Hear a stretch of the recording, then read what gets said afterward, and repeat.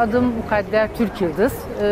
Kadın cinayetleri her gün, her saat oluyor ve biz kadınlar olarak bunları kınıyoruz. Kesinlikle eril zihniyet bu kadın cinayetlerinin sebebidir. Erkek egemen zihniyet. Bu cinayetlerin tek temel noktası onlardır ve bütün gücümüzle kadınlar olarak bu eril zihniyete karşı çıkacağız. Kadınları örgütleyip her türlü kadın dayanışmasıyla bunlara karşı duracağız.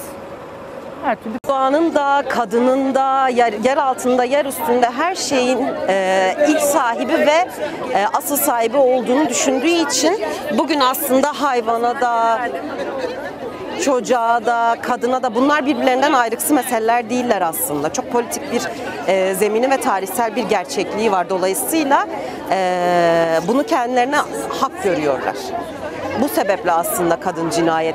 Ayrıca hak gördükleri gibi bir de birbirlerini aklıyorlar. Aslında erkek adalet dediğimiz o adalet mekanizmasında kadınların uzun yıllara yayılan mücadeleleri ve cezasızlık politikası sebebiyle kadın cinayetleri bugün bu kadar gerçek ve bu kadar toplumsal bir mesele. Bunları durdurmak için öncelikle kadınlar olarak örgütlenmeliyiz.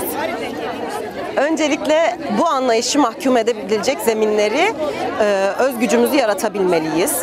Aynı zamanda hiçbir kadın dosyasının münferit olmadığını, bunun bir politika olduğunu görebilmek ve bütün kadın kurumları olarak örgütlenerek güçlü bir şekilde hem önleyici tedbirler yönünden hem de ceza yargılamalarına dair süreçlerde güçlü bir kamuoyu yaratabilmek gerekmektedir.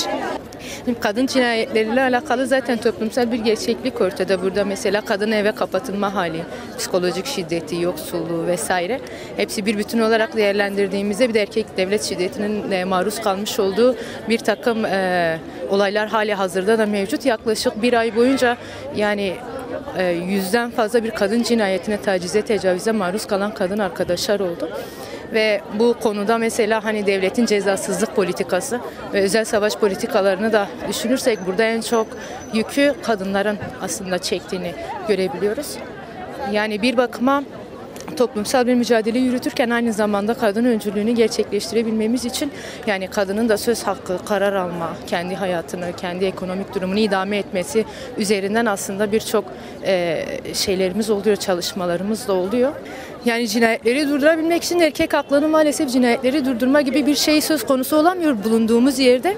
Daha doğrusu devletin özellikle cezasızlık politikalarını eğer ele almış olursa yapmış oldukları her şeyi mesela bir kadın katliamıyla bir kadını mesela katlediyor ama bunun cezası karşılığında bir serbest bırakılma şekli oluyor.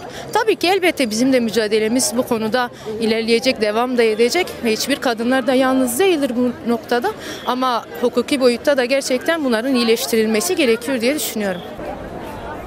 Ben İlkay Bayrak. Devletin zayıf davranmasıyla erkek cinayetleri artıyor. Ve bu kadınlara karşı olan tavırlarını üretemiyorlar. Bu şekilde gittikçe gün geçtikçe kelepçelerle iş durdurulamaz. Kelepçeler kollarında halle cinayet işliyorlar. Bu konuda kadınlara destek verilmesini istiyorum.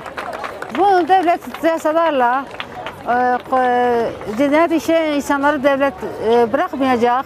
Onları cezaevlerine çürümeye terk edecek, o şekilde durdurabiliriz.